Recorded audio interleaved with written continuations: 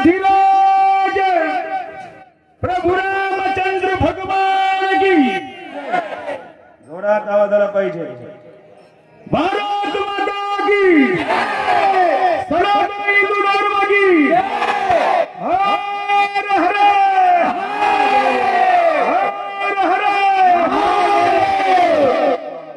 तुम्ही जय म्हणावं आणि आम्ही ऐकतच राहावं। हात कोणी खाली करायला सांगितले?